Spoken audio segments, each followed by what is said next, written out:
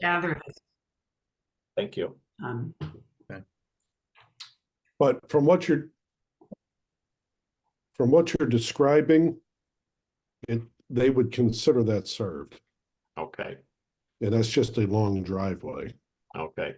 So if there are extra costs The water to extend the service down a long driveway, yeah. that's to that property owner to negotiate that with Spectrum.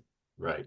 And the water department is completely separate from the town financially, right, Derlin? They're not really connected per se. Yeah.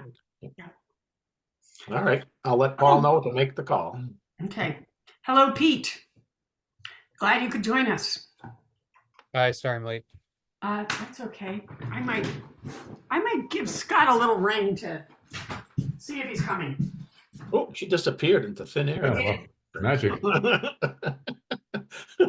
That's pretty good. She must have one of those invisibility cloaks somewhere. Yeah. Oh, There we go. she's back. I was gonna send him a text message to see if he's coming.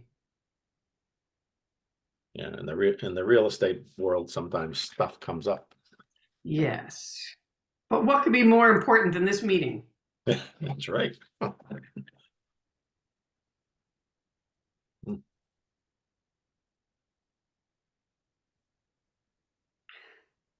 All right, let's start without him though, since we're all here. So, Right. all right, our first item of business is to approve the minutes of both November and January. We didn't have a quorum at our January meeting to approve the last one. So is there a motion to approve? So moved. Second. I wasn't here, so I shouldn't vote.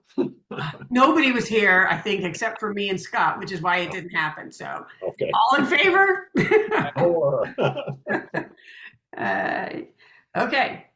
Then the second item was an update from Derlin regarding the funding request to Hancock County. How did that go? Well, thanks to Brian, it went very well. I'll let him explain a little bit. I think we're all set to go now. There's a few little processes we have to have. And I saw, Brian, you had contacted the county about getting some sort of a written notice of the award of the grant. So what we'll do, Kathy, is once we get that, we'll go to the select board for their approval to accept that grant. Hopefully at the same time, we'll bring forward a proposal from me to expend the ARPA funds and mingle those with that particular grant. And then we will, once we get the contract from Spectrum, I'll have a quick review with legal counsel, and it's pretty much pro forma, but I always run that by them just in case there's some poison pill hidden in there that we're not aware of. And then we can just put the three together and leave it up to Spectrum as when they can start. So this should all happen this spring without any problems. So Right. It's good news.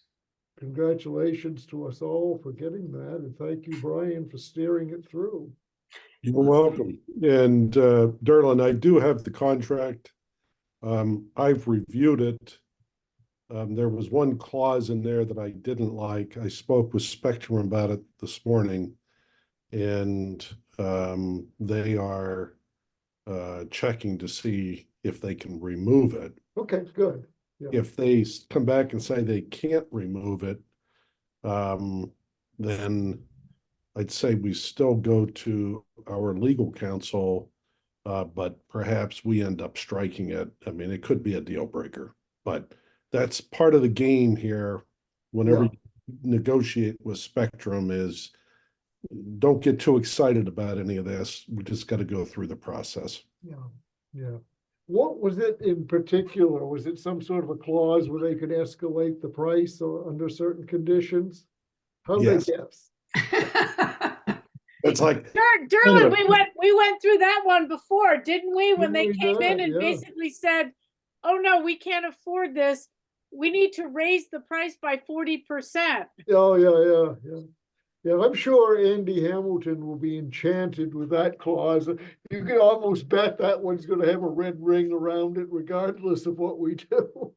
Yeah, I just didn't want to spend legal time on it if it was, I explained to Spectrum that, look, when you're dealing with the municipality, they can't enter into an open-ended contract. Right. It's just not gonna happen. So, you know, let's get this resolved right now, as opposed to, It's so hard to believe that they would turn their back on 200. I suppose it's a multi-billion-dollar corporation, but it still seems so counterintuitive that over something like that they would turn their back on a $270,000 project. This doesn't make any sense. Yeah. And Derlin, what was the amount that Hancock County can give us? 141 and change, isn't it, Brian? yeah, I can't remember if we rounded it up or down or what, but yeah, call it 141. And we get 131 and change from the town. Okay. Yeah, that's pretty decent. 131,940. It's almost 132 that we've got left. So. And the work for the park was a separate contract that the park was going to engage. Right. Correct. I mean, I didn't have anything back from the Park Service since I sent them the numbers and the contract for them, but I am going to follow up with John Ipe and see what the status of that is. Right. Because I think the work for the Seal Harbor water plant may be contingent on that line, because that's kind of right where that line kind of runs up through there. They may have to connect onto that if and when they can get that work done. So The Seal Harbor water plant? correct. It's kind of right at the junction of the Park Road and the road from Seal Harbor there. That's where their water and sewer plant is, I think, up in there. Yeah. And that already has power. Has electricity, yeah, but they just have a lousy dial-up connection currently. Yeah. But that's by their own choice, right? Because it's Correct, available elsewhere. Well, they just need a faster connection in order to connect to their newer computers for their water monitoring stuff. So here's Scott. Yeah. There he is. But I think that property also is not one that was on the list of properties that would have been considered unserved. Because it's going by, right? Right. I think it will go by once the park initiates their project, I think, probably. Yeah. Well, didn't we just talk about this? Well, there's two water plants. There's one in Northeast Harbor and there's one in Seal Harbor. Yeah. Yeah. All right. Sorry. That's Sorry, all. everyone. I came rushing home and then I started my computer and the corporate world had a bunch of updates that it automatically went into. So I'm like, You cannot pass go until you press this button. yeah. Well, you missed all the good stuff, Scott. We got big money, do we? Yeah. Yes. Yep, we do. Wow. Oh, Yeah, so the county came through.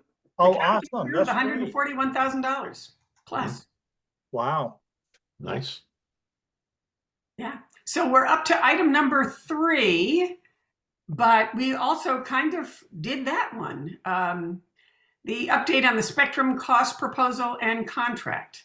Brian has the contract, but he has a concern over one of the clauses in there, and he's gone back to the Spectrum, asking them to remove that. And that's where it stands now, Brian, is that you're waiting to hear back from them on that? Yes. Yeah. Okay.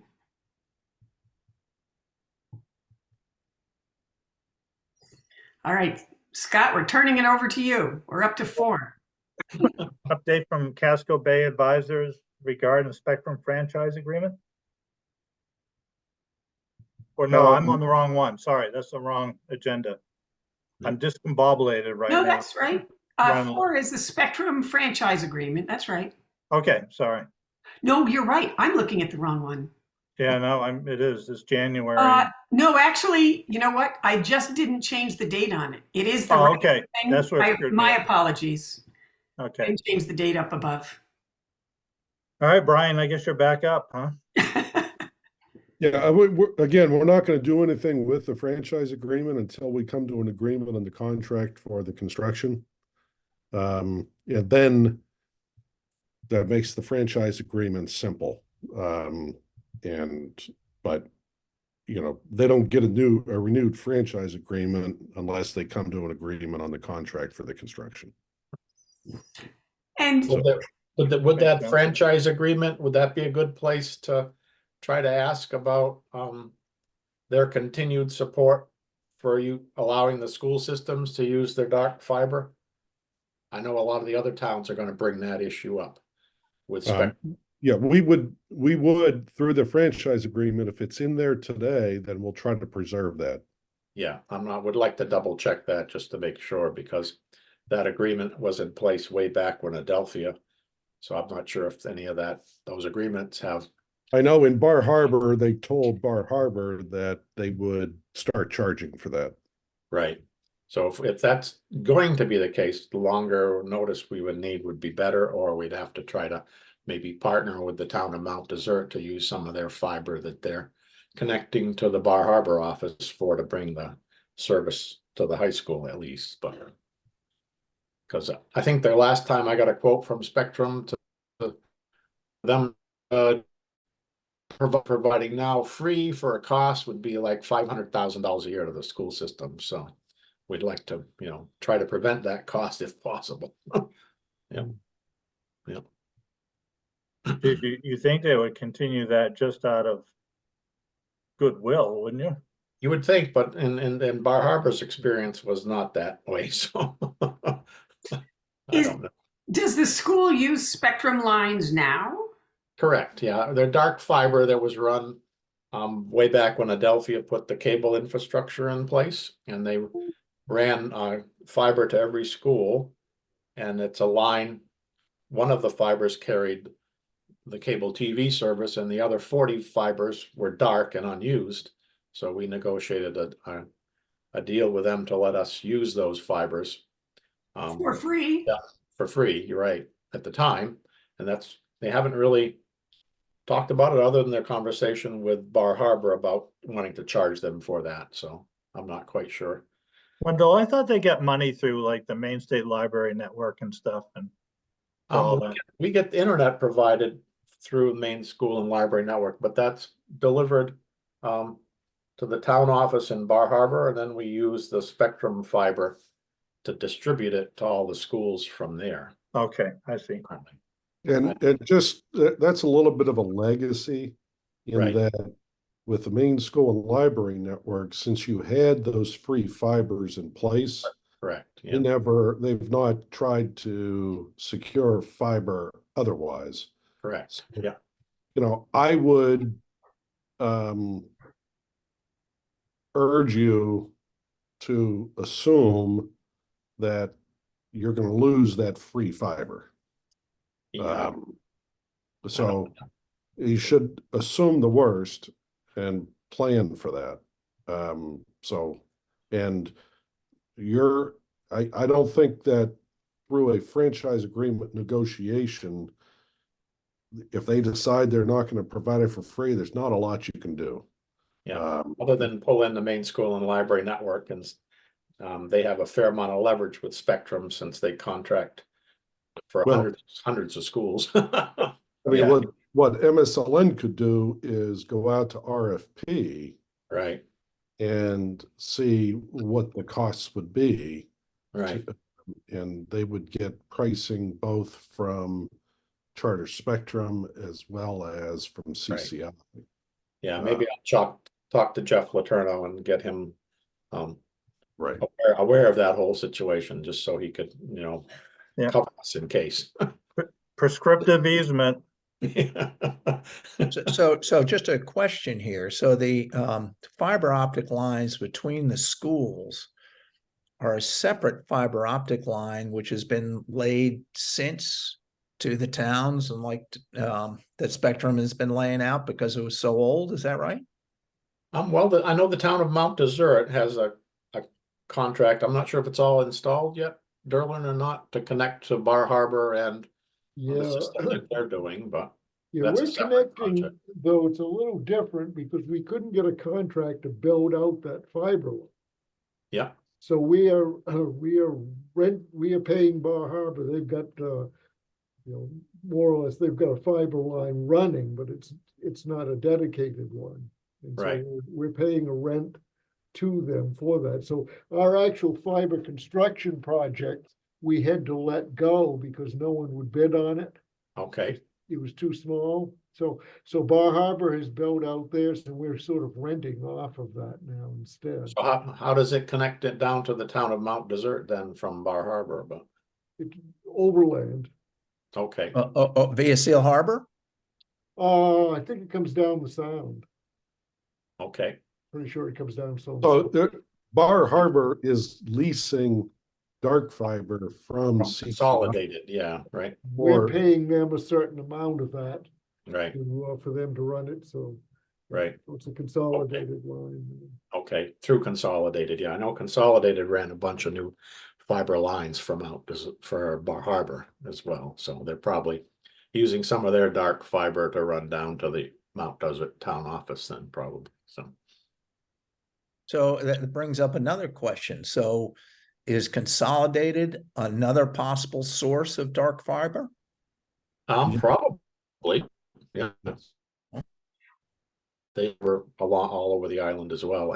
They're the primary link up for all the cell phone towers. I mean, between the schools, I'm saying.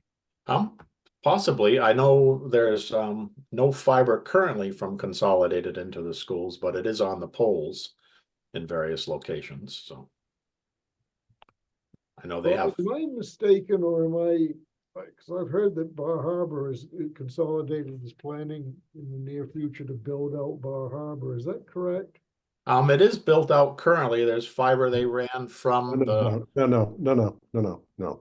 well, they put it into the school in Emerson, and they put it into the school in the high school. There's dark fiber. Consolidated has tested and on That's the not, lines. that's not what Derlin is referring to. Okay, something different. I just shared my screen, Okay, and Consolidated is building fiber to the home in Bar Harbor. And this is a map of that. right, but they did run lines specifically for the town, I know. Yeah, yeah, but that's not what Derlin was referring to. Okay, Brian, could you tell us what the color codes are? It's just, they ignore that. Those just are areas of service on their network.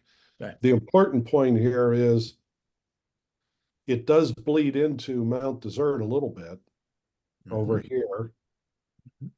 And then also down in the Otter Creek area. okay. So those are the new fiber to the premises Fidium things that Consolidated is doing, okay. So they're going to begin this construction in downtown Bar Harbor in March and get all that done before the high season. Yep. And then we're going to move toward these other areas over the course of the summer and fall. Because last week there were Consolidated techs that were testing the connection fibers from the Emerson building to the high school. That was for the Yep. dark fiber leases that Bar The Bar Harbor Harbor's doing, okay. to connect all the locations. All right, so that's not what the Brian- town is using, yep. Do you think it's realistic to think that they would, once they build this out, they would be more inclined to have a conversation about building out the rest of the island? It seems like they're making arbitrary cutoffs. What do you mean by arbitrary? Well, in cutoffs? other words, like they're ending at the town line, but it Oh. should not be. It's just, it seems silly to me that they wouldn't talk to us at all about island-wide fiber, but they're actually covering half of it. It's 6 weeks from now, or starting 6 weeks from now. So do you So- think they would continue? So this this represents the extent of their exchange the Bar Harbor Exchange. So the way that the wires are run for the Bar Harbor Exchange, they're including everything. And that means that this area of Mount Desert and this area of Mount Desert are actually served out of the Bar Harbor Exchange. Right, I think they have 288 extensions for those homes, yeah. So, forget about phone. This is Right. just the physical plant, how it's Right. all. So, they have said they have no plans to build out the remainder of the island. However, ultimately, I think they probably will. But it's a matter of prioritizing their CapEx availability. Sure. Right, And right now, the CCI board has voted to accept the buyout offer from a group of private equity that will take about a year to go through all the regulatory approvals to close. And probably during this next year, it will probably cut back on capital expense to make the transaction look better. And Yeah. then there'll be more funds available later. So, I think ultimately they're going to build it. couple of years out, No matter probably. of but, yeah. when, and it could be next year, it could be 10 years, you just don't know. Right, Brian, I'm curious, why did they cross the town line in Otter Creek? No. And so that just represents their exchange boundary. That's just, they don't pay attention to town lines when they set up a network. Right. And this is the way the network has been set up for, 100 years. So it's a legacy issue that it allows them then to retire their switching equipment in Bar Harbor and other things if they totally convert or build out over the entire exchange. So I see. CCI is not town boundary specific, nor are most phone companies. They would say that your town lines were arbitrary and their exchange boundaries were natural. Yeah. Brian, I have a question. I'm looking at the yellow thing by Eagle Lake Road, and it looks like there's a little jog off of there. Is that into the park headquarters? And the follow-up question is, would CCI be providing them their high-speed network and maybe a competitor for Jordan Pond? Talking down here, up by Eagle Lake, I think, yeah. up here, Yeah, that little thing. I mean, that looks like it could be into the park headquarters. it may be. They Yeah. probably provide phone service there today and Right. DSL service. So they're completely overbuilding their existing network. Right, And they don't have existing network in here. Mhm. all the park stuff, yeah. Yeah, but park headquarters is right where that jog is. Yeah, I'm sure they Very have well be. connection there somewhere, yeah. They may already have fiber into the park as well, who knows, yeah. Anything else about the franchise agreement? Yes, I have a question because I does a franchise agreement say that the town of Mount Desert would not allow any other cable company to come in and do No. this? What No, does a by franchise agreement do? Yeah, by federal law, franchise agreements are not allowed to be exclusive. What's the purpose of them? It's sort of a legacy from back in the 60s when they first started running cable. And it was a way in which municipalities could control who was there. It's before the phone system was deregulated and so forth. So it was the first type of infrastructure that was brought in after the phone companies were there. Right, And so for whatever reason, and I'm not overly familiar with all of the reasons, but it was some additional hurdles for the cable companies to overcome in order to roll out their service. Probably uh, instigated by the lobbyists for AT&T and the phone companies at the time. Yeah, I think a lot of the original cable agreements too had a small funds returned to the town based on subscribers, I think, but that probably doesn't happen anymore. Oh, that does. That's called a franchise fee. Yeah. And by federal law, you're allowed to, through that franchise agreement negotiation, have the cable company remit up to 5% of their cable TV revenues. Right. So that's still in place today. Yeah. We're still instituting those in new franchise agreements. Yeah. And they're still remitting those funds, but Well, they do pass those through to the end user. yeah, so the If price you goes up. don't have a franchise fee in place today and Yeah. you implement one, they'll just tack that 5% on to Right. the end user's invoice. They'll get their money one way or the other. Afraid so. Yeah, I mean, Okay. many towns have done that, and they use those funds to fund overbuilding by somebody else. Right.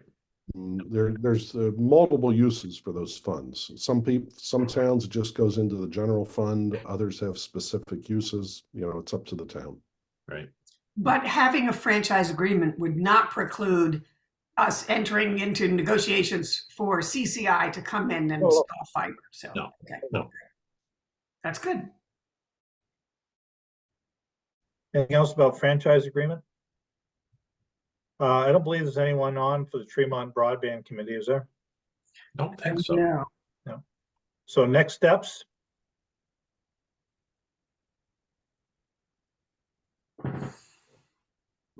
From my perspective, the next steps are to get the contract finalized with Spectrum. Yep. And figure out how we go about securing the grant from the county, and both of those are in works. So What needs to be done to get that grant? You said there are a few steps to do with the county. What examples are there? we don't know. That's why we've asked them. Okay. All right.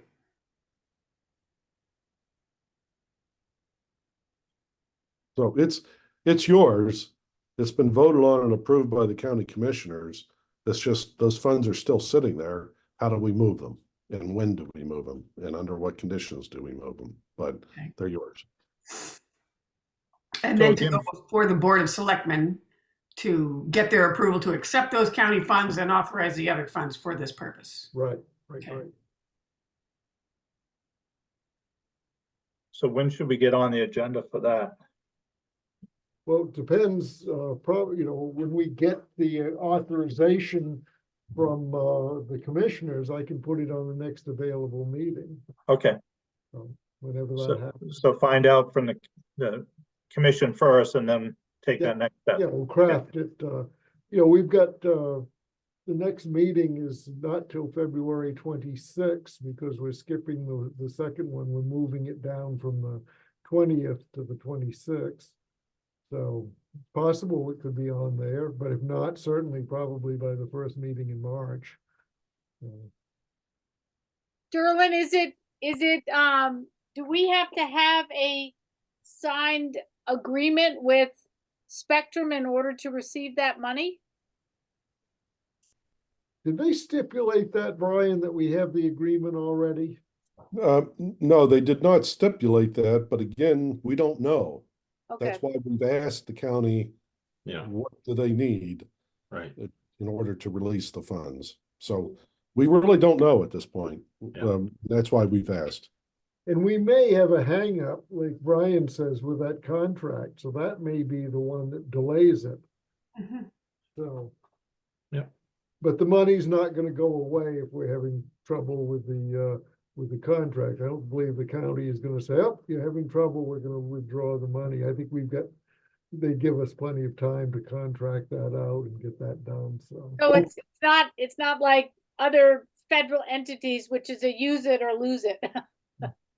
Well, the Within a funds, yeah. the county ARPA funds need to be committed by the end of 2024 and spent by the end of 2026.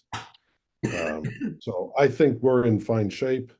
And again, you know, it's going to take a little while to get through the contract stuff. It always does. It's just a process. Wow, it feels like we're making some headway. Inch by inch. Yeah. Any Yeah, other next I've step? got to drop off, guys. Yep. So All right. Thank you, Brian. Yeah, we're about done anyway, so thank you. I'll talk to Appreciate you it, later. Brian. Good work. Thank you. So Kathy, any other next steps? Well, I was going to ask Brian, I'm sorry he had to leave. The Maine Connectivity Authority, which is the state authority on all things broadband, has put out an announcement that they've got grant funding available for communities to create connectivity hubs. And I wondered if any of you had heard anything about that, knew anything, or want to know anything about that. Is that like a place people can come and get online? Is that what they mean when Yes, and activity hub? for what, excuse me. I had a conversation yesterday with somebody who's in the planning office or economic development in Ellsworth, and they have put in a letter of interest, and she described what it was they had been thinking of. And they have the Moore Community Center, which has a whole lot of different things going on there. And they would like to make that a tech hub. So people could go in and use equipment there. They could have classes on how to use equipment and technology. But they also, so they would have classes and digital equity things, et cetera. But they also wanted to use it as a telehealth center, which is one of the things that the Maine Connectivity Authority wants, is for people to have access to telehealth stations. And so I thought, Yeah, well, this is an interesting idea, and I'm not sure if our town should try and look into that. You know, should we yeah, or connect even to the the medical Seacoast. center or the library to see if there's a possibility of them engaging this? So I put out a little, I just passed it along to Amy Weishart at the library here to say, hey, do you know about this? You probably do, but just in case. So Sounds like the Seacoast Mission could also get one of Elon Musk's, Starlink things on the boat, and then they could have, wherever they go, they could have a little internet hotspot for the community. they do have telehealth on the ship now. Right, it might be able to speed it up a little. Would be a fun possibility, but the library does supply internet, and we did improve the whole network there and the power of it over the past summer, so it is a little more powerful and a little faster now as well. And they did switch, Maine School and Library switched from Spectrum providing the service to CCI, and we put in a 1 gig fiber link there this past summer through Maine School and Library Network. So there is fiber, high-speed fiber in Northeast Harbor, obviously. At the library.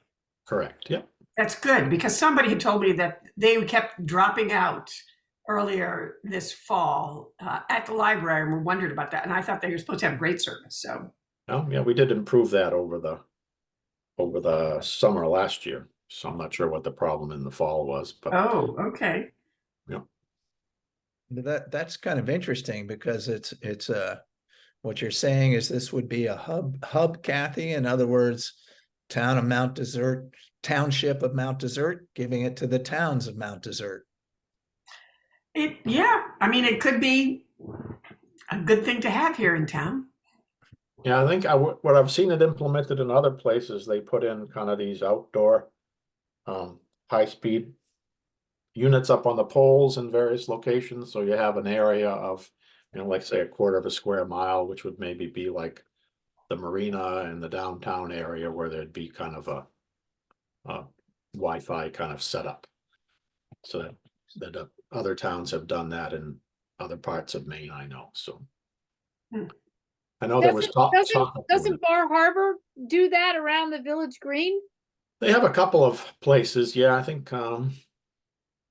certain parts of the town. I don't think it covers the whole town, but they may be trying to improve that. I can ask Steve over there at some point and see if that's something on his agenda. Yeah. Thanks. Well, I'll send you all the email that came in so you can see what I'm talking about, Sure. from Yeah. MCA. Yeah. See if there's anything that we should be doing about it, because they're asking for letters of inquiry if any community is interested in doing this. So I wondered if Right. we should consider doing it. So Yeah, I'll send that email along to you all.